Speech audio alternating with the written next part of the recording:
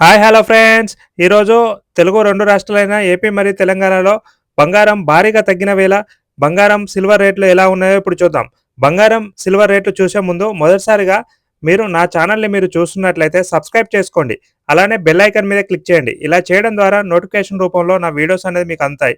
Bullion మార్కెట్‌లో భారీగా బంగారం మరియు వెండి ధరలు తగ్గిన వేళ మనకు 24 క్యారెట్స్ బంగారం వచ్చేసి రూ. 15,420 వద్ద సేల్ అవుతుంది.